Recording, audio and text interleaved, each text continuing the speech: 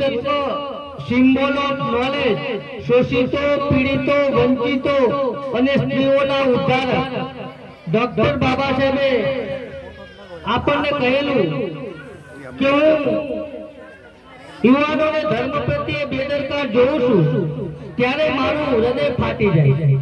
હું ભારતના લોકોને જે પણ કંઈ આપી શક્યો છું એ મારી અંદર રહેલી ધાર્મિક લાગણીના કારણે આપી શક્યો છું.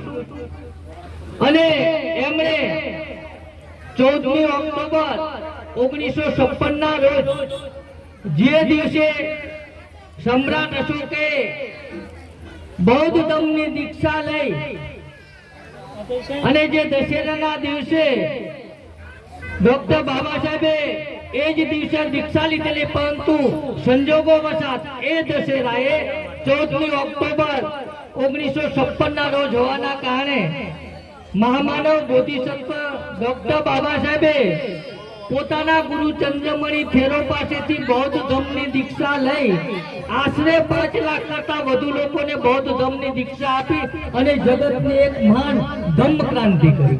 તો હવે અહીં સ્ટેજ ઉપર આયુષ્યમતી કાજલને વિનંતી કરું કે તેઓ અહીં ઓશિકા ઉપર બેસી આપે. તમે ભગવાનની સામે બેસો, તમે બેસી શકશો નહીં તો માકી કઈ વ્યવસ્થા. તો અહીં બૌદ્ધ સંસ્કારની શરૂઆત કરવા માટે હવે હું ભંતે પથિક શ્રેષ્ઠીને વિનંતી કરું છું કે તેઓ ત્રિશૂળ પંચીલ લઈ અને શરૂઆત કરશે. તો ભંતે પથિક શ્રેષ્ઠી.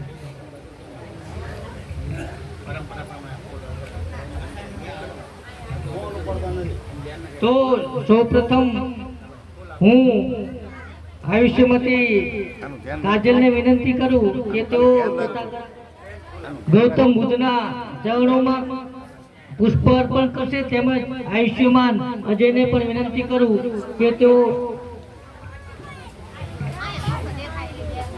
પુષ્પ બંનેના આપ્યા. હું પુષ્પ સૂત્ર બોલી લઉં પછી અર્પણ કરજો. ઓકે. વણગંધ ગુણોપેતમ એતમ કુસુમ સંતતિ પૂજયામિ મુનિન્દસ્ત શ્રીપાદ સરોવર. અર્પણ કરો. બંનેના માતા પિતા આવ્યા હોય તેમને ફૂલ આપો. અર્પણ કરી રણવીરભાઈ, તમે 2 માણસ તમારા સામાન આવ્યા હોય તો 2 જણા આવો. ચલો તો એ આધારે પતી જાય. એમને આપો ફૂલ લઈએ. એ ભલે બેઠા અહીંયા અર્પણ કરેલું આપો. 2 માણસ આવો. એમના માતા પિતા હોય તો એ આવો. કોઈ 2 બહેનો આવો. એવું છે તો કોઈ બીજા નહીં. એમના બેન કોઈ તમે આવો. તમે બેસો. તમે 2 આવો. હા બસ આપો. હા તો અહીંયા ત્યાં ઉભા રહો. હા બસ તમે લઈ લો. ઉપર આવો. એમના હાથમાં ફૂલ લઈને અર્પણ કરી દો. ચલો લાવો. એમના હાથમાં ફૂલ લઈ લો. વણગંધ ગુણો કેતમ એતમ કુસુમ. હા બસ. ઓકે. હા બસ. ઓકે. અર્પણ. હા બસ કરી દો. ઓકે. હવે તમે ઘડીક આ બાજુ સામા સામા. હા બસ. હવે આ માચીસ આપો એમને. મીણબત્તી બંને પેટા છે વધારે નહીં. હા બસ. એ બેન ભલે બેઠા. તમે ખાલી એમને માચી સડાડીને અંધકાર દીપેનમ દીપેન તમ ધનસિના તિલોક દીપમ સંબોધમ પૂજ્યામિ તમ. ઓકે. એમના પીરિયા કોઈ 2 જણા ફૂલ અર્પણ કરવા હોય તો બહાર આવ્યા છે. આ તો બોલાવો. 2 જણા આવો ને ફૂલ આપો. હા એમ તો ખ્યાલ તો આવે ને.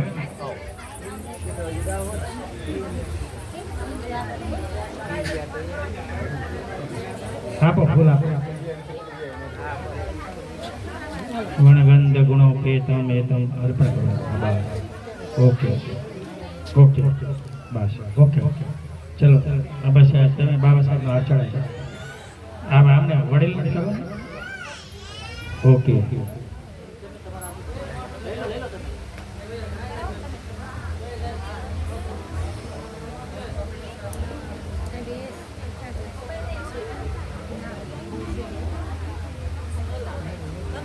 ઓકે. હવે તમે ત્યાં નીચે બેસો. પરંપરા પ્રમાણે આપણે સીલ નહીં આપી. તમે અહીંયા બેસી.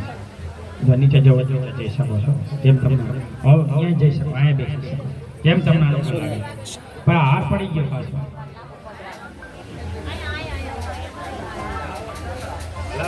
ગેટ વાળ દો રણછોડભાઈ ગેટ વાળ દો વચ્ચે અને ટૂંકો કરી નાખો હવે આપણે બધા લોકો બે હાથ જોડશો બુદ્ધિઝમમાં ભગવાન બુદ્ધને વંદન કરવાની 3 પરંપરાઓ છે બે હાથ જોડી અને વંદન કરો એને અંજલિઓ પ્રણામ કહેવાય પછી ઢીચણ ઉપર બેસીને કરો એને પંજાબ પ્રણામ કહેવાય અને લાંબા થઈ જાવ એને અષ્ટાંગ પ્રણામ કહેવાય કયું કરવું એ વ્યક્તિને સમય અને સંજોગો આધીન છે એટલે આપણે બધી પરિસ્થિતિમાં બેઠા છીએ તો આપણે બે હાથ જોડીને જ કરશું પરંપરા પ્રમાણે આપણે યાચના હું બોલાવીશ પછી સીલ આપશું પછી બુદ્ધ પૂજા બોલી અને સીડી સાહેબ આગળ કાર્યક્રમ શરૂ કરશે અને છેલ્લે ભંતેની દેશના અને અંગોલીમાલ સુરથી ગપમંગલ પૂર્ણ થશે આ પરંપરા કેમ આવી કેવી રીતે આવી એ વિશે સીડી સાહેબ આગળ પર્દાફાશ સમજાવશે હવે બધા બે હાથ છોડો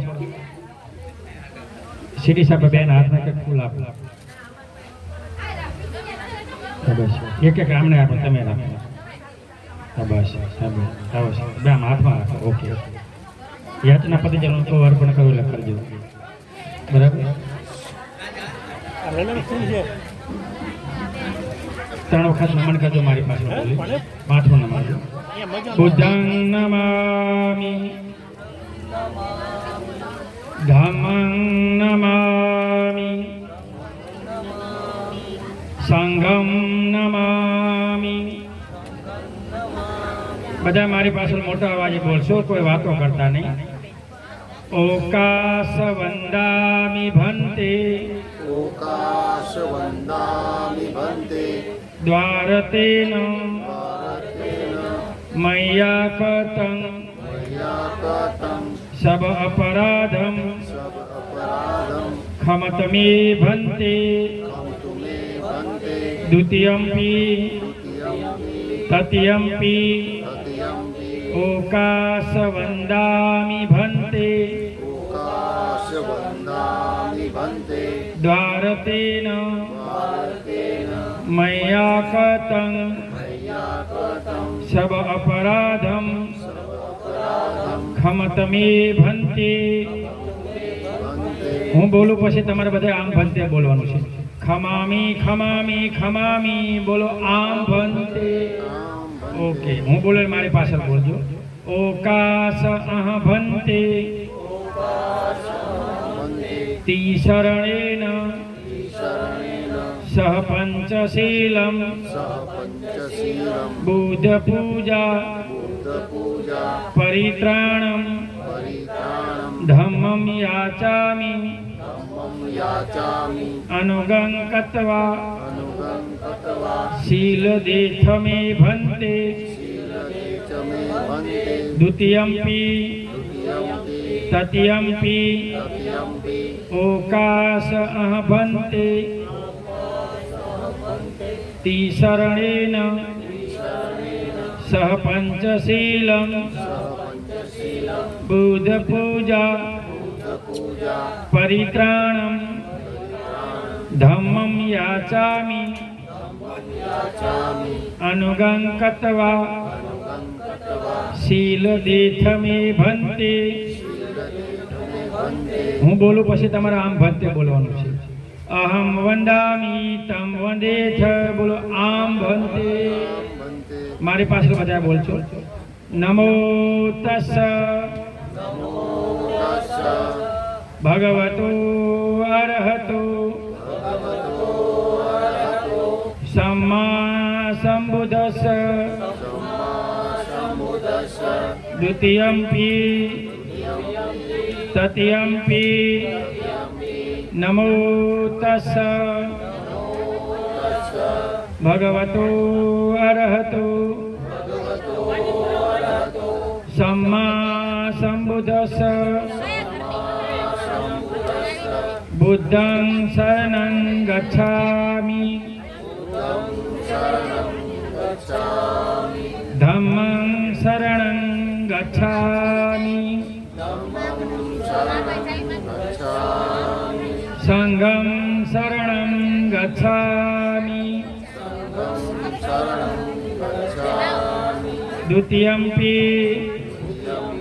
तृतीयम्पि बुद्धं शरणं गच्छामि धम्मं शरणं गच्छामि संघं शरणं गच्छामि પંચશીલ હું ગુજરાતીમાં આપું છું. દરેક લોકોએ બોલવાનું છે, મૌન રહેવાનું છે, શાંતિથી સાંભળવાનું છે, ડિસ્ટર્બ ના કરશો. બધા મારી પાસે બોલો. હું પ્રાણી હિંસા કરીશ નહીં એવી શિક્ષા ગ્રહણ કરું છું. હું ચોરી કરીશ નહીં એવી શિક્ષા ગ્રહણ કરું છું. હું વ્યભિચાર કરીશ નહીં એવી શિક્ષા ગ્રહણ કરું છું. હું ખોટું બોલીશ નહીં એવી શિક્ષા ગ્રહણ કરું છું. હું દારૂ અને જુગારનું વ્યસનોનું સેવન કરીશ નહીં એવી શિક્ષા ગ્રહણ કરું છું. ત્રિષણ પંચશીલ સંપૂર્ણ બોલો. આમ ભંતે ફૂલ અર્પણ કરો. બુદ્ધમ નમામિ, ધમ્મમ નમામિ, સંગમ નમામિ. પરંપરા પ્રમાણે તમે ત્રિષણ પંચશીલ લીધા. હવે ફૂલ આપો એટલે 5 મિનિટ પૂજા લઈ લઈશ, પછી તમને આપી. આમ આપવા પડે સાહેબ, એમ ન કરશો. આપવું એ પુણ્ય કર્મ છે. આ બસ હાથથી આપવું એમ. તમે લઈ લો એમને એ ખાસ ધ્યાન રાખજો. આપો આ બસ એ સેવાના રૂપમાં છે. કોઈને કાંઈક આપણે આપીએ, કોઈ ધર્મનું કામ હોય કે આલો પ્રસાદી વહેંચો તો તમે આપો છો, એ એક સેવાના રૂપમાં છે. એટલે આપવાનું કેટલું આપવું એમ. આમાં હોંપવું ને લઈ લો એમ નથી કહેવું. હવે પરંપરા પ્રમાણે આપણે બુદ્ધ પૂજા બોલશું. તો પૂજા જૂના ધર્મમાં છે, અહીંયા છે. તો બેમાં અર્થનો અનર્થ થાય, ધ્યાન રાખજો. પહેલા ભગવાન શબ્દ અહીંયા છે, જૂના ધર્મમાં છે. જૂના ધર્મમાં છે બધા ઈશ્વરો છે, ભગવાન નથી. ભગવાન એક જ છે, બુદ્ધ, જેનું પાલી સૂત્ર છે ભગવા. ભગરાગો ભગમો દોહો ભગમોહો ઇતિ પીસો ભગવો. જે વ્યક્તિ પોતાનો રાગ દેહનું સમન કરે છે એ ભગવાન. અને ભગવાન કોઈ પણ બની શકે છે. તો ભગવાન કેવા હોય કે જેના માથામાં વાળ ન હોય, જેના પગમાં ચપ્પલ ન હોય, જેને ચીથડા પહેર્યા હોય અને જેના હાથમાં ભિક્ષા પાત્ર હોય. ઈશ્વર ચમત્કાર કરે, ભગવાન ચમત્કાર ન કરે. ઈશ્વર ઉપરથી જન્મ લે, ભગવાન માના પેટે જન્મ લે. એટલે ભગવાન અને ઈશ્વરમાં ફરક છે. એટલે દુનિયામાં ભગવાન એક જ છે, બુદ્ધ, બાકી બધા ઈશ્વર છે. તો પૂજાનો ત્યાં મતલબ છે કે તમે દેવી દેવતાને રાજી કરો તો તમને સુખી કરે. તો અહીંયા પૂજાનો મતલબ 9 ગુણ બુદ્ધના, 6 ગુણ ધમના, 9 ગુણ સંજ્ઞા, વારંવાર બોલવી, સ્મરણ કરવી, એનો અર્થ સમજાય તો તમારું જે મન છે એ ખુલી જાય. તો મનમાં જે 7 ભવના સંસ્કારો છે એનો ખ્યાલ આવે અને જન્મ મનના ચક્કર જે છે આ સંસારમાં તમને ખ્યાલ આવે. એટલે પૂજા શા માટે બોલવી? આપણા ચિત્તને ખોલવા માટે, પ્રબુદ્ધ વ્યક્તિ બનવા માટે અથવા શ્રોતાપતિ વ્યક્તિ બનવા માટે. ભગવાન બુદ્ધે ચતુર્નિપાતમાં કીધું, અંગોત્તર નિકાયના 2 નંબરના ગ્રંથમાં, કે 4 માર્ગે વ્યક્તિ પોતાનું મન ખોલીને શ્રોતાપતિ થઈ શકે છે. આ મનુષ્યરૂપી જીવનને જાણી શકે છે. એની અંદર પહેલા વારંવાર શુદ્ધ પઠન કરવું. એટલે આપણે પૂજામાં આપણે શુદ્ધ પઠન કરીશું. વારંવાર ધર્મ સાંભળવો, ધર્મનો અભ્યાસ કરવો અને ધ્યાન સાધના કરવી. 4 માર્ગ છે. કયો માર્ગ લેવો એ વ્યક્તિનો વિષય છે. તો હવે અહીંયા પૂજા હું બોલું છું એ આ કોઈ વિધિ વિધાન કે કર્મકાંડ નથી. વિધિ વિધાન ને કર્મકાંડ કોને કહેવાય? કે આપણે બીકના માર્યા કરીએ. આ લોકો બીકના માર્યા કરતા નથી. આપણા ચિત્તની ઉદ્વગતિ માટે આપણે આજે આ વસ્તુ કરીએ છીએ. એટલે કરી આમાં કોઈ પૂજાપો આવતો નથી. વાહ, આપણે પૂજાપો આવે, આમાં પૂજાપો આવે ને. એને આપણે ફૂલ છે એ અનિત્યતાનું પ્રતીક છે કે ફૂલ તમે અર્પણ કરો એ કરમાઈ જાય. એમ આપણે પણ જીવનમાં ક્યારે મૃત્યુ થશે તો આપણે સારું જીવન જીવવા પ્રયત્ન કરશું. અગરબત્તી, મીણબત્તી એ અંધકાર દૂર કરે છે. તો આપણે આપણા જીવનમાં અંધકાર દૂર કરીશું. એના માટે છે ફૂલ, મીણબત્તી અને અગરબત્તી, ફળ અને જળ. આ બુદ્ધને 5 દાનો ભિક્ષુ હોય તો અર્પણ થાય. ભિક્ષુ ન હોય તો 3 દાન અર્પણ થાય. મીણબત્તી, અગરબત્તી, ફૂલ, આ 3 દાન છે. ભગવાન કોઈ એવું કહે છે કે વરસાદમાં બહાર ઘડો પડ્યો હોય તો એ ભરાઈ જાય. ધીમે ધીમે કરેલા દાનનું ફળ મળે. એટલે બુદ્ધ વિહાર જાઓ તો ખાલી હાથે ન જાઓ, આ લેતું જાઓ. હવે 2 હાથ તમે 2 હમણાં ખાસ જોડજો. તમારે 2ને ખાસ સાંભળવાનું છે. બેનો વાતો ના કરશો, સાંભળશો તો તમારું પણ કલ્યાણ થશે. તમે બે બોનું આ પહેલી વખત તમે જાણવા મળે છે તો તમે સાંભળો. આ તમારા કલ્યાણ અને તમારા હિત માટે છે. આનો વધારે સીડી સાહેબ સમજાવશે એટલે હું ખાલી પૂજા લઈ લઉં પછી એમના આંખ બંધ કરો બધા. નમો તસ્સ ભગવતો અરહતો સમ્મા સંબુદ્ધસ્સ દ્વિતીયમ્પિ તૃતીયમ્પિ બુદ્ધં શરણં ગચ્છામિ ધમ્મં શરણં ગચ્છામિ સંઘં શરણં ગચ્છામિ દ્વિતીયમ્પિ તૃતીયમ્પિ બુદ્ધ પૂજા. વણગંધ ગુણોપેતમ એતમ કુસુમ સંતતિ પૂજય મે મુનિંદાસ શ્રીપાદ સરોરુહે પૂજેમિ બુદ્ધં કુસુમેન નેનમ પુઈ નમે તેન લભામિ મોક્ષમ ઉફમ મિલ યતિ યથા ઇદં મે કાયો તથા યાતિ વિનાશ ભવ કર્ણ સંભારયુતેનમ યુત નતમ ધંસિનાતિ લોકદીપમ સંબુધં પૂજયામિ તમોનુદં સુગંધિકાય વંદનં અનંત ગુણગંધિના સુગંધિ ગંધેનમ પૂજયામિ તથાગતં બુદ્ધં ધમ્મં ચ સંઘં સુગત તનુભવા ધાત ધાતુ ગાભે લંકાય જંબુદીપે દિદશ પુરવરે નાગલોકે ચથુપે સબેપી બુદ્ધં દશ બલતનુજનં બોધિ ચેતિ નમામિ વંદામિ ચેતિયં સબઠાનેષુ પઠિતિ શારીરિક ધાતુ મહાબોધિ બુદ્ધરૂપં સકलं સદં. ઇતિ પીશો ભગવા અરહં સંબોધો વિજાચરણ સંપન્નો સુગતો લોકવિદુ અનુત્તર પુરીષદમ્મ સારથિ સત્થ દેવમનુસાનં બુદ્ધો ભગવાન સ્વાખાતો ભગવતા ધમ્મો સંદીઠિકો અકાલિકો એહિ પસિકો ઓપનાયિકો પચ્છતં વેદિત બહુયુતિ સુપટિપન્નો ભગવતો શાવક સંગો ઉજુપટિપન્નો ભગવતો શાવક સંગો સામિચિ પટિપન્નો ભગવતો શાવક સંગો યદિદં ચત્તારિ પુરુષ યોગ નિ અઠ પુરુષ પૂગલ એસ ભગવતો શાવક સંગો આહુણેયો પાહુણેયો દક્ષિણીયો અંજલિ કરણીયો અનુત્તરમ પુય્યં ખેતં લોક સાધિ સાધુ. બુદ્ધ પૂજા પૂર્ણ થાય છે. હવે આગળનું કામ શ્રી સાહેબને અર્પણ કરો.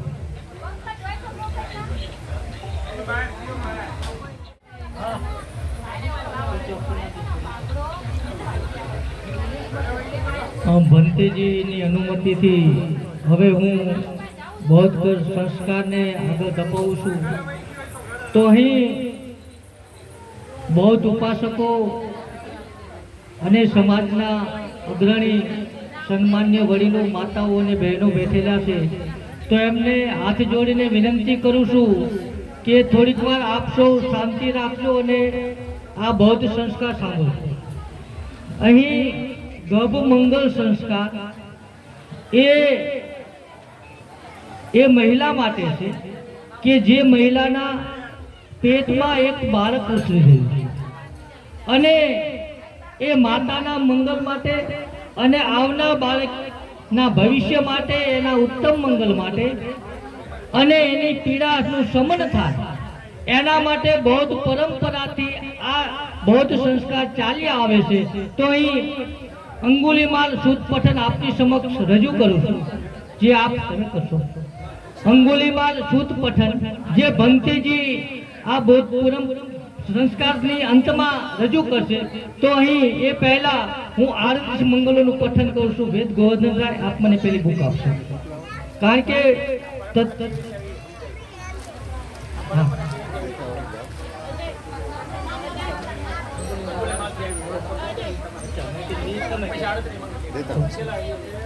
આ કરી દો ને પરંપરા. હા તો તો અહીં આપણે જોઈએ કે લોકોમાં પરિવર્તન કેવી રીતે આવે છે. તો અંગુલીમાલ એક મહાન હત્યારો હતો, લૂંટારો હતો, ક્રૂર અને ઘાતકી એક રાક્ષસ કહી શકાય એવો વ્યક્તિ હતો. જે રીતે લોકોએ એને રજૂ કર્યો, હકીકતમાં અંગુલીમાલનું મૂળ નામ અહિંસક હતું અને ખૂબ જ ધાર્મિક વ્યક્તિ હતો, ખૂબ જ લાગણીસભર વ્યક્તિ હતો અને એનું જીવન બીજાના દુઃખો દૂર કરવા માટે વ્યતીત થતું હતું. પરંતુ એના એક બ્રાહ્મણ ગુરુ દ્વારા એની ઉપર ખોટું આળ નાખવામાં આવે છે અને એની પાસેથી વચન લેવામાં આવે છે કે તારે જો આ દુઃખોમાંથી મુક્તિ પામવી હોય તો તારે 1000 લોકોની હત્યા કરવી પડશે. અને અંગુલીમાલ એ અહિંસક જેનું મૂળ નામ હતું એને નક્કી કર્યું અને એ 1000 લોકોને મારવા માટે નીકળી પડે છે. અને જે લોકોને મારે એના હાથની આંગળી લઈ એની માળા બનાવી અને ગળામાં પહેરતો, એટલું એ હત્યારાનું નામ અંગુલીમાલ પડ્યું. કારણ કે જેની હત્યા કરે એની આંગળી કાપે અને એની માળા બનાવી અને ગળામાં પહેરતો. અને આ રીતે એને 999 વ્યક્તિઓની હત્યા કરી. અને જ્યારે સમગ્ર રાજ્યમાં શ્રાવસ્તીમાં એ વખતે પ્રસન્નચિત્ત રાજાનું રાજ હતું, એ હાહાકાર મચી ગયો.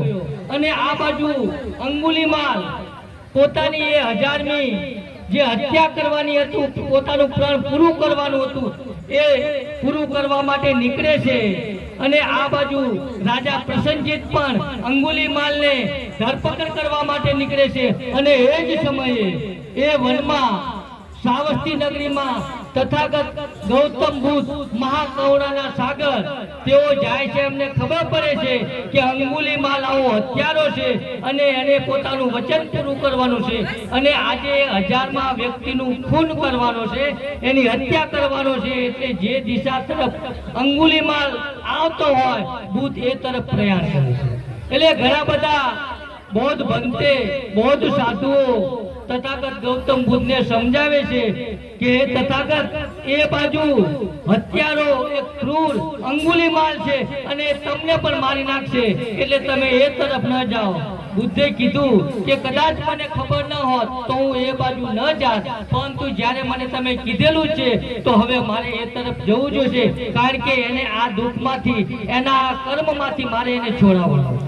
અને એ બાજુ બુદ્ધ જતા હોય છે, સામેથી અંગુલીમાલ હાલતો હોય છે, હાથમાં ઉઘાડી તલવાર ખડગ હોય છે અને બુદ્ધને જોવે છે. એને લાગે છે કે મારું જે 1000મા વ્યક્તિને મારવાનું આજ પ્રણ હતું એ પૂરું થશે. એટલે કહે છે કે હે બુદ્ધ, તું ત્યાં જ ઉભો રહી જા. પરંતુ તથાગત ગૌતમ બુદ્ધને મોતનો ડર હોતો નથી, મોતનો ભય હોતો નથી. એ તો મંદ મંદ મુસ્કુરાતા ધીમે ધીમે ચાલતા ચાલતા તથાગત ગૌતમ બુદ્ધ તરફ આગળ વધે છે અને કહે છે, હે અંગુલીમાલ, હું તો ક્યારનો થોભી ગયો છું, તું થોભી જા. હું તો ક્યારનો થોભી ગયો છું, હવે તું થોભી જા. અંગુલીમાલને એવું લાગ્યું કે આ મારા તલવારથી, એને ખબર છે હું અંગુલીમાલ છું, હું હત્યારો છું, છતાં મારાથી ડરતો નથી. આવો વ્યક્તિ મેં જોયો નથી. એટલે સહેજી થોડોક પાછો પડ્યો. એટલે બુદ્ધને લાગે છે કે મારી વાતની અસર થઈ છે. એટલે એને કીધું કે અંગુલીમાલ, તું જે લોકોને મારે છે તો તું એવું માને છે તું શક્તિશાળી છે, તું આ ઝાડની ડાળખી એક ન તોડી શકે. એટલે અંગુલીમાલ કહે છે એમાં શું, એમ કરી અને એક તલવારનો ઝાટકો મારી, જે તલવારથી એને બુદ્ધનું શીશ કાપવાનું હતું એના બદલે એ ઝાડની ડાળી તોડે છે. એટલે બુદ્ધને ખબર પડી મારી વાતની અસર તો થાય છે. એટલે એને કીધું કે આ ડાળી તોડી તો ખરી, પણ જો અંગુલીમાલ તું ખરા અર્થમાં તાકાતવાન હોય તો તું આ ઝાડની ડાળી જેમ પહેલા હતી એમ તું ચોંટાડી દે. અંગુલીમાલે કીધું એ શક્ય નથી. ત્યારે તથાગત ગૌતમ બુદ્ધ કહે છે કે એક ઝાડની ડાળખી તોડવાની તારામાં તાકાત છે, પણ એને પાછી જોડવાની તારામાં તાકાત નથી. તો જે લોકોની તે હત્યા કરીએ છે એના કુટુંબ પરિવાર ઉપર શું વીતતી હશે તું વિચારે છે? શું તું એમને ફરીવાર આ જીવનમાં સાજા કરી અને જગતમાં લાવી શકીશ? અને બુદ્ધની આ વાણીથી અંગુલીમાલને સત્ય સમજાય છે અને પોતાના હથિયાર નાખી અને બુદ્ધના ચરણ કમળમાં કહે છે કે બુદ્ધ, મારે બૌદ્ધ ધર્મની દીક્ષા લેવી છે. એટલે બુદ્ધે કીધું કે તે જે અત્યારે સુધીમાં 999 વ્યક્તિઓની હત્યા કરી, આ નગરમાં જેના કુટુંબ પરિવારો છે, તારે આપના ઘરે જઈને ભિક્ષા માંગવાની છે. એ જાય છે, ભિક્ષા માંગે છે, પરંતુ લોકોને ખબર છે કે હવે અંગુલીમાલે હથિયાર છોડી દીધા છે, પછી કઈ કચાશ છોડે ખરા? અને એમની ઉપર પથ્થરો મારવામાં આવે છે, લોહી લુહાણ કરે છે, અને એવી મરણતોડ પથારીમાં પડ્યો હોય છે. એ સમયે તથાગત ગૌતમ બુદ્ધ અંગુલીમાલને કહે છે, કોઈના પ્રત્યે તારામાં દ્વેષ ભાવ ખરો? એટલે એને કીધું, જે મેં કર્મો કર્યા હતા એનું જ ફળ મને મળ્યું છે, મને કોઈના પ્રત્યે કોઈ પણ પ્રકારનો દુર્ભાવ નથી. અને એ જ સમયે રાજા પ્રસન્નજીત આવે છે અને તથાગત ગૌતમ બુદ્ધને કહે છે, બુદ્ધે પૂછ્યું કે તું ક્યાં જાય છે? એટલે કે હું અંગુલીમાલને ધરપકડ કરવા જાઉં છું, કારણ કે એણે ઘણા બધા લોકોની હત્યા કરી છે અને હાહાકાર મચાવ્યો છે. ત્યાં તથાગત ગૌતમ બુદ્ધ કહે છે, અને એ સામે ચાલી અને તારી સામે સમર્પણ કરે તો કે એથી રૂડું છું? તો આ જે પડેલો છે, આ જે નતમસ્તક છે, એ જ અંગુલીમાલ છે. અને એ પછી અંગુલીમાલ બૌદ્ધ ધર્મની દીક્ષા લઈ અને ભિક્ષાટન કરીને જીવન જીવતો હોય છે. એમાં એક ભિક્ષાટન કરવા માટે નીકળતો હોય છે, અને એક મહિલાને, જેમ અત્યારે આ મહિલા કાજોલ જે ગર્ભવતી એક માતા છે, એવી રીતે એક માતાને પ્રસૂતિની પીડા હોય છે. અને આ જગતમાં આપણે જે જન્મ લીધો, આપણી માતાએ જે દુઃખ વેઠા, સાહેબ કોઈ પુરુષમાં એ તાકાત નથી કે એક માતા જ્યારે જન્મ આપે છે અને જે દુઃખ વેઠે છે, એવી દુઃખ વેઠવાની તાકાત કોઈ પણ પુરુષમાં નથી. એ માતા આપણને જન્મ આપી અનેક દુઃખો અને કષ્ટો વેઠીને આપણને આ જગત જોવાડે છે, અને એ દુઃખ અને એ પીડા આ ગર્ભવતી મહિલાને પણ સમી જાય માટે. કારણ કે જ્યારે કોઈ આપણા ઘરે બાળક હોય, માંદું હોય, અને ઘરના કુટુંબના વડીલ કે માતા પિતા એના માથે હાથ મૂકીને કહીને કે બેટા સારું થઈ જશે, તો વગર દવાએ એને 50% તો રાહત થઈ જાય. એ અર્થમાં છે. એટલે એને જોયું કે એક મહિલા પ્રસવની પીડાથી, વેદનાથી કળસતી હોય છે, કરાતી હોય છે, એ રાડો પાડતી હોય છે. અંગુલીમાલ જેને હત્યાઓ કરી ત્યારે એના પેટનું પાણી નતું ઓલું, પણ એને જોયું કે એક મહિલા એક નવજાત બાળકને જન્મ આપે છે અને દુઃખ એને હું જોઈ નથી શકતો. એટલે એ વખતે એ એક વચન બોલે છે, જે વચન હું નહીં બોલું, ભંતેજી છે, હું એમને કહીશ કે એ વચન બોલશે, પરંતુ અહીં એ વચન થકી એ પ્રસૂતાની પીડાનું શમન થાય છે. તો અહીં હું આનંદ મંગલ 5 મિનિટમાં વાંચી સંભળાવું છું.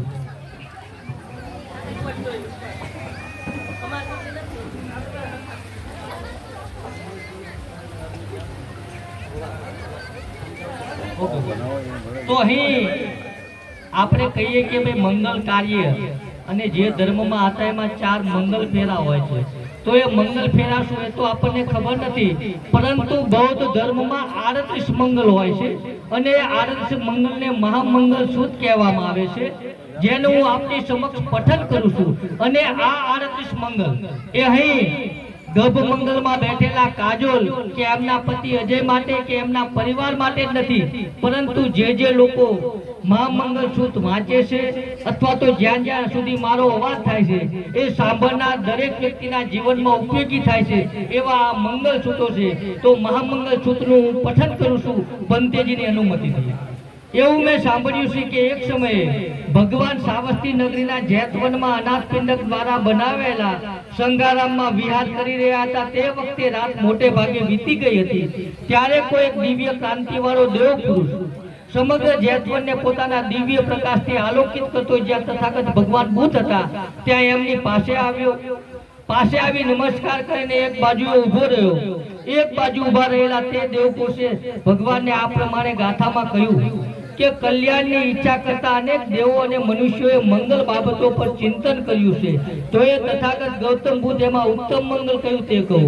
ત્યારે તથાગત ગૌતમ બુદ્ધ મંગલ બાબતો પર સમજણ આપતા કહે છે, ભગવાન બુદ્ધ કહે છે કે મૂર્ખોના સહવાસથી દૂર રહેવું. મંગલ કોને કહેવાય? મૂર્ખોના સહવાસથી દૂર રહેવું, શુગ્નજનોની સંગત કરવી અને પૂજ્યજનોની પૂજા કરવી, આ ઉત્તમ મંગલ. એટલે કે શુગ્નજનો એટલે કે ડાયા માણસો, આદર્શ વ્યક્તિઓનો સંગ કરવો અને પૂજ્યજનોની પૂજા કરવી. એનો મતલબ જે આપણા આદર્શો છે એમણે બતાવેલા માર્ગ પર ચાલવું. અહીં પૂજાનો મતલબ ગુણોને ગ્રહણ કરવા એવો થાય છે. પછી આગળ કહે છે કે અનુકૂળ પ્રદેશમાં વસવું, પુણ્યનો સંચય કરવો અને સન્માર્ગમાં મન દ્રઢ રાખવું, આ ઉત્તમ મંગળ છે. પછી આગળ કહે છે કે અનેક વિદ્યાઓ સંપાદન કરવી, કલાઓમાં નિપુણ થવું, વિનયમાં સુંદર તાલીમ મેળવી અને સમુચિત વાણી રાખવી, આ ઉત્તમ મંગળ છે. 2500 વર્ષ પહેલા જે તથાગત ગૌતમ બુદ્ધે કીધું કે અનેક વિદ્યાઓ સંપાદન કરવી, કલાઓમાં નિપુણ થવું, વિનયમાં સુંદર તાલીમ મેળવી અને સમુચિત વાણી રાખવી, આ ઉત્તમ મંગળ છે. માત્ર એક જ વાક્યમાં ડોક્ટર બાબા સાહેબે તથાગત ગૌતમ બુદ્ધની એ જ વાત કહી કે તમે શિક્ષિત બનો. પછી આગળ કહે છે કે માતા પિતાની સેવા કરવી, સ્ત્રી બાળકોની સંભાળ રાખવી અને અસ્તવ્યસ્ત કામો ન કરવા, આ ઉત્તમ મંગળ છે. જેણે અનેક કષ્ટો વેઠી લાડકોડથી આપણો ઉછેર કર્યો છે, એ માતા પિતાની સેવા કરવી, એ ઉત્તમ મંગળ છે. અને બૌદ્ધ ધર્મ અનુસાર અહીં આપણે માત્ર આપણા જ માતા પિતાને, પરંતુ જેની સાથે આપણે લગ્ન થયા છે, એટલે કે આપણા સાસુ સસરાને પણ જે રીતે આપણે આપણા માતા પિતાનો આદર સત્કાર અને સન્માન કરીએ છીએ, આપણા સાસુ સસરાને પણ એ જ રીતે સન્માન કરવું જોઈએ. સ્ત્રી બાળકોની સંભાળ રાખવી, અસ્તવ્યસ્ત કામો ન કરવા, આ ઉત્તમ મંગળ છે. દાન આપવું, ધર્મ અનુસાર આચરણ કરવું, સગાઓને સહાય કરવી અને વર્જિત આજીવિકા ન કમાવી, આ ઉત્તમ મંગળ છે. ધર્મ અનુસાર આચરણ કરવું, દાન આપવું જોઈએ ધર્મ કાર્યમાં અને સગાઓને સહાય કરવી.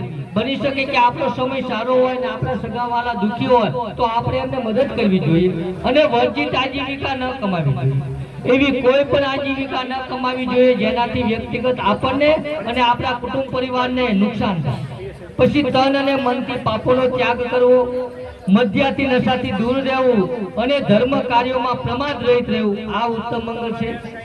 પછી આગળ કહે છે કે આદર ભાવ કેળવવો, નમ્રતા રાખવી, સંતોષી બનવું, કૃતજ્ઞ થવું અને વખતો વખત સદ્ધર્મ શ્રવણ કરવું, આ ઉત્તમ મંગળ છે.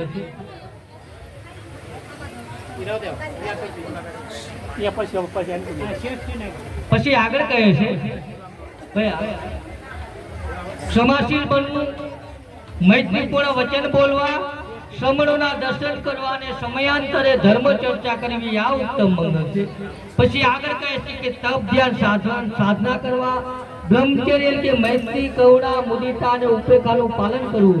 તો અહીં બ્રહ્મચર્યનો મતલબ આ પુસ્તક અનુસાર મૈત્રી એટલે કે શું?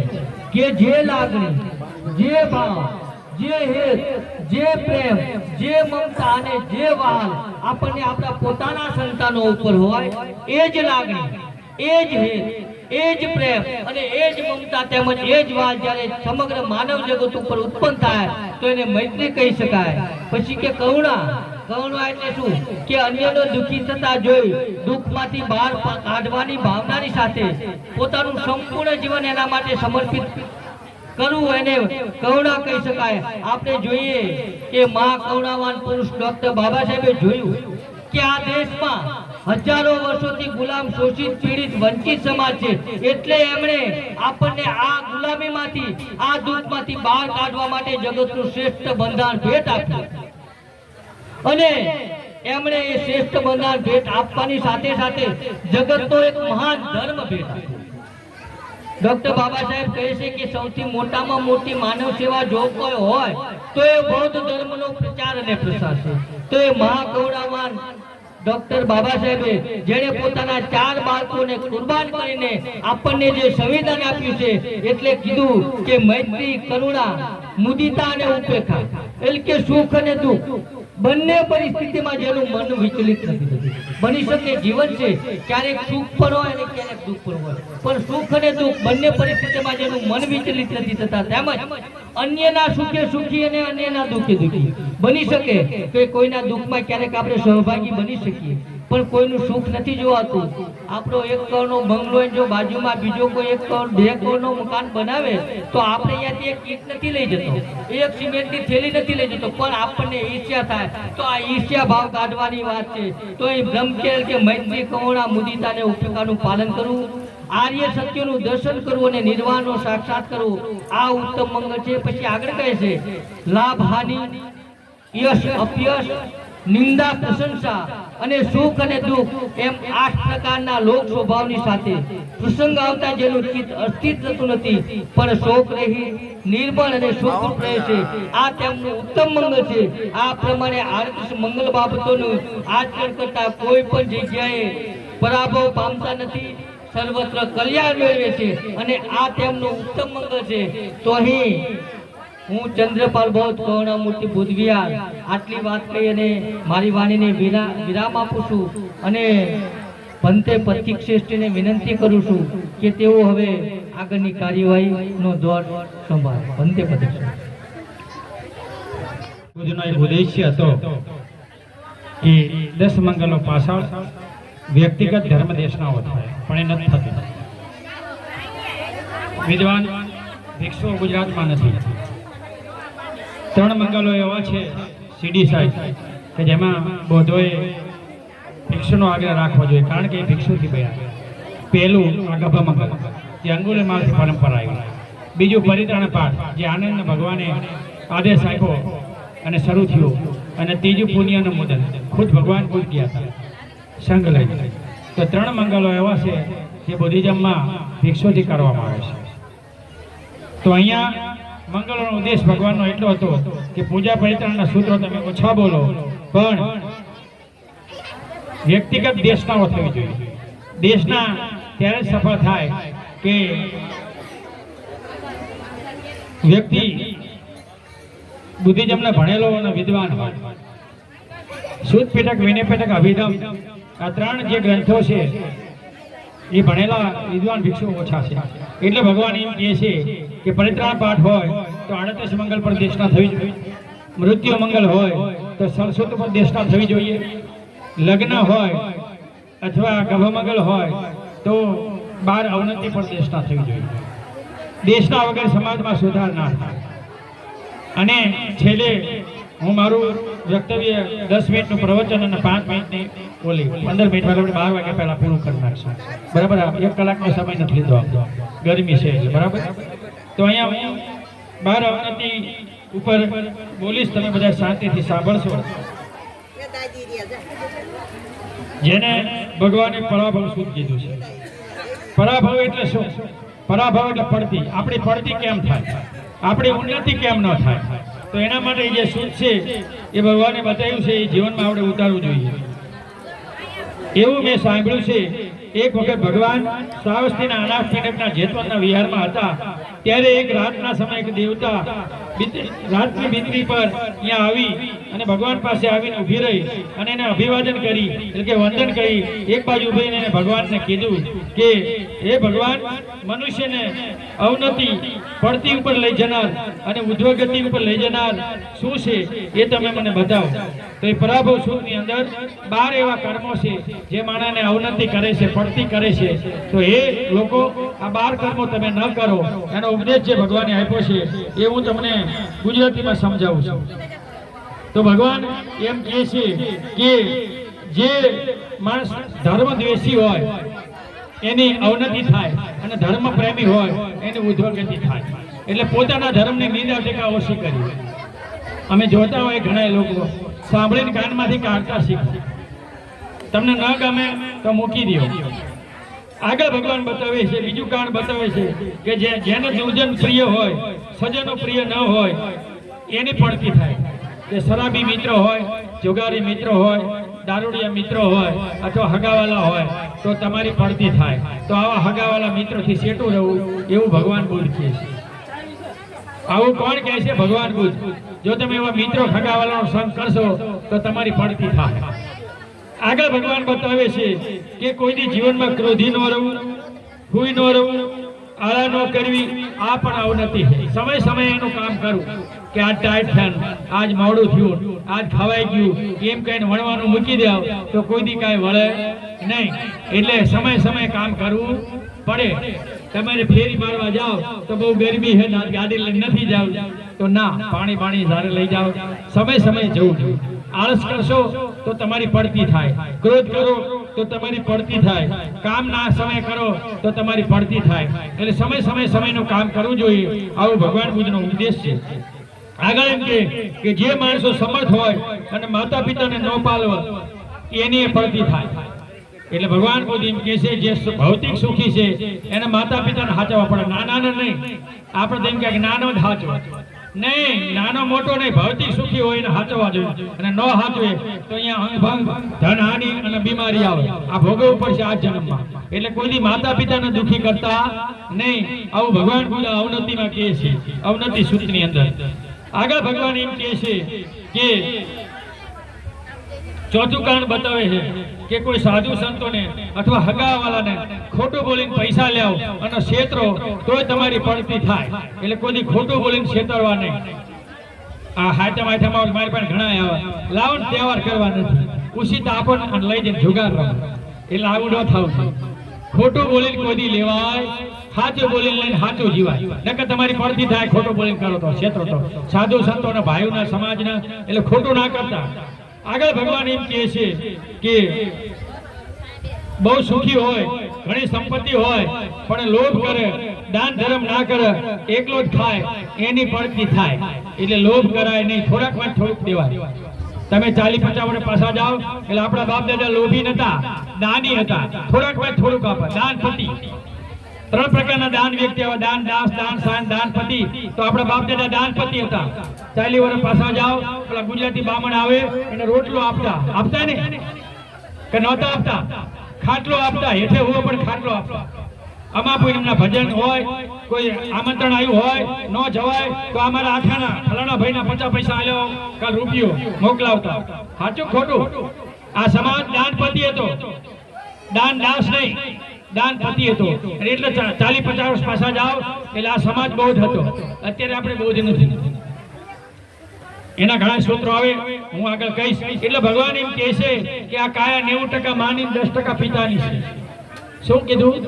એટલે સ્ત્રી પુરુષ સંસારના બે પૈડા છે. એટલે ભગવાન બોલી કે લગ્ન કરો તો બેની ઉંમર હરખી હોવી જોઈએ, અને કા બાઈ 1-2 વર્ષ મોટી હોવી જોઈએ, નાની નહીં. પૈડા હરખા રાખવા હોય તો. એટલે ભગવાન એમ કે કાયા 90% માની 10% પિતાની છે. એટલે અંગુત્તર નિકાયના 2 નંબરના ગ્રંથમાં ભગવાન બતાવે છે કે સ્ત્રીઓએ કર્મની બીક રાખવી પડે. આપણે જન્મ મરણમાં કર્મ અનુસાર જે આપણે જન્મ ગ્રહણ કર્યો છે તો એ કર્મની બીક રાખવો. ઈશ્વર, દેવી દેવતા, પીર પેગંબરની નહીં. તો અંગુત્તર નિકાયના ગ્રંથમાં ભગવાન બતાવે છે કે સ્ત્રીઓએ જીવનમાં 4 ગુણ ઉતારવા જોઈએ. કેટલા? 4 ગુણ. પહેલો ગુણ ભગવાન બતાવે કે સ્ત્રી ધાર્મિક હોવી જોઈએ. જપ તપ વ્રત કંઈક હોવું જોઈએ. બુદ્ધ ધર્મમાં ઉપોષતા હોય, એકટાણું આવે, એ કરવું જોઈએ. બીજો ગુણ ભગવાન એમ કહે છે કે સ્ત્રીમાં ક્રોધ ન હોવો જોઈએ. સમાશીલ સહનશીલતાનો ગુણ હોવો જોઈએ. વેઠવું જોઈએ. જે પહેલા હતું અત્યારે નથી છે. અત્યારે ધણી આવડી જાય તો એ આવડી જાય. કર્મની તો બીક રાખો. ત્રીજો ગુણ ભગવાન કહે છે સ્ત્રીમાં ધર્મનું આચરણ હોવું જોઈએ. કે આને ધણી કહેવાય, એને કેમ ભણતું એને ખબર હોવી જોઈએ. અને સાસુ સસરા કહેવાય, એને કેમ ભણતું એની ખબર હોવી જોઈએ. આ સગાવાલા છે એને કેમ ભણતું એની ખબર હોવી જોઈએ. એનું નામ જીવન કહેવાય. જે પહેલા હતું અત્યારે નથી. અને ચોથો ગુણ ભગવાન એમ કહે છે કે સ્ત્રીમાં પ્રજ્ઞા હોવી જોઈએ. બે બાજુનો હગા મારા. જો આ રીતે જેમ જીવશો તો કોઈ દી વાંધો આવશે નહીં. એટલે પહેલાને મને ગ્રંથમાં આપણે 3 ગુણોનું કીધું કે સવારે ઉઠીને કોઈ દિવસ ક્રોધ ન કરો. સવારે ઉઠે બનાવ્યો સા લેવો જો લોહી પી ગયો, હવાલ ડખા ચાલુ કરે. કોઈ દી સવારે ક્રોધ ન કરો. બપોર થાય એટલે ઈર્ષા ન કરવી. હાથે કરીને મોડું રાંધે, બટેકા ન ખાતો તો ઈદ બનાવવાનું, દાળ બનાવવાનું. એટલે આવું ના કરવું. અને દિવસ આઠમે ત્યારે કામ ગુણ યાદ ન કરવા. આ ભગવાનનો ઉપદેશ છે કે ભાઈ તમે કર્મના અધીન જીવશો તો કોઈ દી વાંધો આવશે નહીં. આગળ ભગવાન બુદ્ધ એમ કહે છે કે પોતાના પત્ની હોય અને બીજી સ્ત્રીઓ સાથે સંબંધ રાખે, આ પણ અવનતિ છે. શરાબી મિત્રોને સંબંધી રાખે, એ પણ અવનતિ છે. જુગાર રમવું એ પણ આપણે અવનતિ છે. એટલે શરાબ પીવું, જુગાર રમવું અને વ્યભિચાર, આ 3 કર્મો કરવાની ભગવાન બુદ્ધની સખ્ત મનાય છે. બૌદ્ધ તરીકે આ 3 કર્મ ન કરાય. અંગુત્તર નિકાયના 3 નંબરના ગ્રંથમાં ભગવાન બતાવે છે આનંદના ઉદ્દેશી કે કલ્પમાં મનુષ્યરૂપી જીવન મળે છે તો આ 3 કર્મ કરશો તો 2 જીવન બગડશે. વારંવાર મનુષ્યરૂપી જીવન મળતું નથી, કલ્પમાં મળે છે. તો પહેલું કીધું કે કોઈ દી દારૂ ન પીવો, દારૂ પીવો તો ધનહાની આબરૂ કિંમત ખોવાય, કલ્પમાં મનુષ્યનું જીવન આવે તો ઓછી બુદ્ધિનો હાજો ગાંડો પેદા થાય. એટલે ગાંડા પેદા થાવ હોય દારૂ પીજો. જુગાર રમો તો ધનહાની આબરૂ કિંમત થાય, કલ્પમાં એ મરણા આવે એટલે લઈને કોઈના દે નહીં, પાડોનો દીકરો થાય ને અથવા એના હાથે મુદ્દાકાર થાય. એટલે પાડો થાવ હોય જુગાર રમજો. વ્યભિચાર કરો તો એડ જેવા રોગ ધનાની આબરૂ કિંમત થાય, અને કલ્પમાં એ મરણામાં આવે એટલે માતાજી થાય. એટલે એને કોઈ દાન આપે નહીં કિન્નર, અને સંસાર ભોગવી ના શકે. એટલા 3 કર્મ કરવાની ભગવાને ના પાડી કે તમારી અવનતિ થાય. આગળ ભગવાન એમ કહે છે કે મોટી ઉંમરે અડધી ઉંમરની સ્ત્રી હારે લગ્ન કરે તો અવનતિ થાય. 13 વર્ષથી નીચેના બાળકો હોય અને જો બૈરું મરી ગયું હોય તો નવું બૈરું કરાય બીજું, તો એ સંબંધ રહે. પણ 13 વર્ષ ઉપરના સમજેલા છોકરા હોય અને બીજું બૈરું લાવો તો તમારી અવનતિ થાય. કા બાય ના થાવ કા છોકરા ના થાવ. એટલે ભગવાન બુદ્ધ આ ના પાડે. આ અવનતિના કારણો બતાવું છું. આ મારું કીધેલું નથી, આ લખેલું વાંચીને બતાવું છું. આગળ ભગવાન એમ કહે છે કે તમારી પાસે પૈસા હોય, તમે સુખી હોય, કોઈ લોહીના સમજવાળા આવે તો થોડુંક આપવું, પણ એનું અપમાન અવેલા ન કરવું. એ ધંધા ઠોકતા નથી, બહેરો આમ ને તેમ નહીં કહી અને અપમાન કરે અને મોકલે તો આ ના કરવું. એટલે આ બહાર જે અવનતિના કારણો બતાવ્યા એ જો આપણે જીવનમાં ઉતારશું તો આપણે વાંધો નહીં આવે. આપણે અવનતિ નહીં થાય, આપણે ઉદ્યોગતિ થશે. બરાબર. તો અહીંયા આપણે ગરમી પણ છે અને બહુ સમય પણ જતો રહી ગયો છે. એટલે આપણે અહીંયા અંગુલીમાલ સૂત્ર બોલી અને આપણે કાર્યક્રમ પૂર્ણ કરીએ છીએ. એટલે અંગુલીમાલ સૂત્ર બોલી રહ્યો એટલે આમની ઉપર ફૂલથી આપણે વધાવવાના છે. એટલે 5-5 જણા ફૂલ આપો, મહિલાઓ નજીક આવી જાય.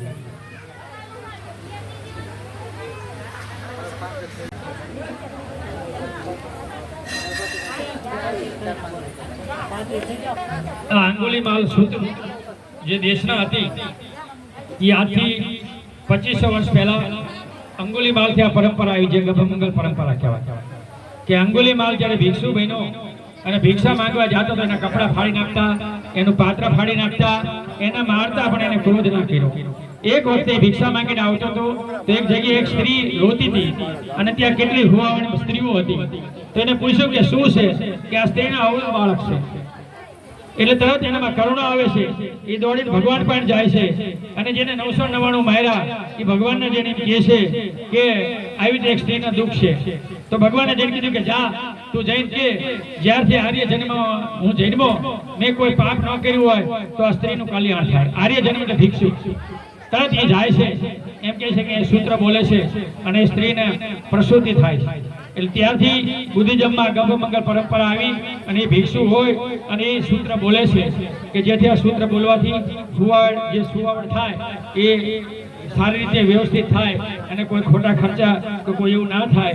એટલે બુદ્ધ ધર્મની અંદર ભિક્ષુને બોલાવી અને અંગુલીમાલ સૂત્ર બોલવામાં આવે છે. હું આમ હાથ કરું એટલે બધા એમની ઉપર ફૂલ નાખજો. આપ્યા બધા ફૂલ વહેંચી દો. હા, પાછળ ઉભા બધાને આપ.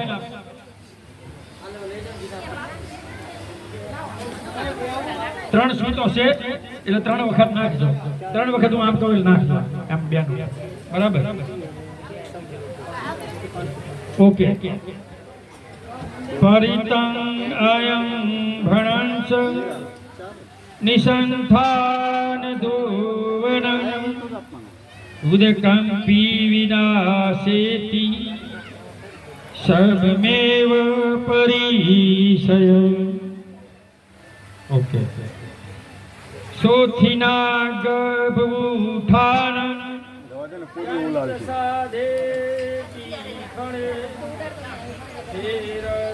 લાઈવ બંધ થઈ ગયું.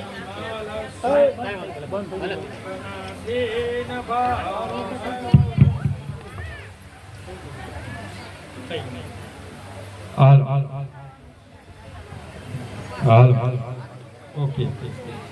યતો ભગિની આર્યાય જાતિયા જાતો નબીજરામી સયચ પાણં જીવિતા ભોરે પેતા તેન સચ સોથી તે હોતો સોથી ગભ.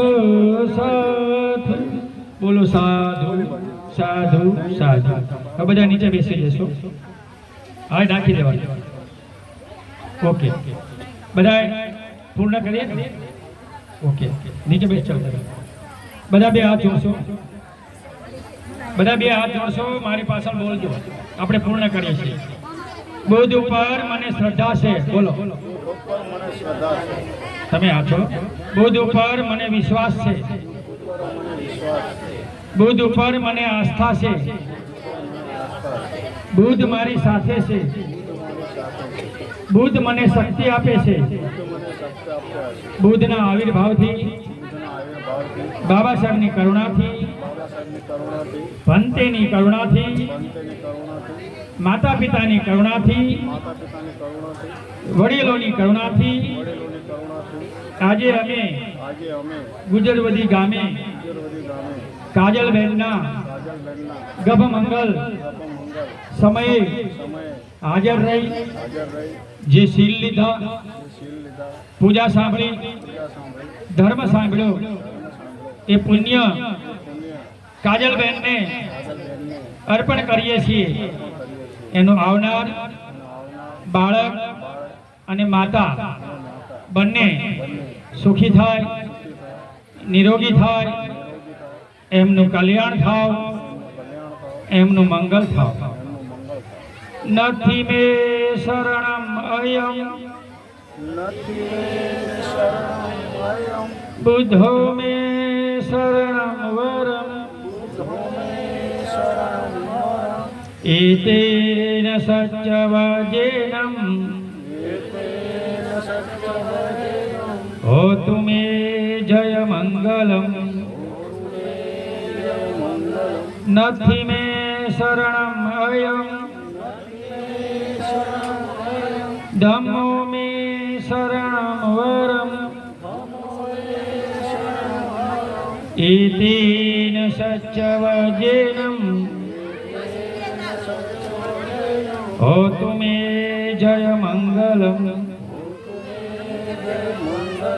નથી મે શરણમ અયમ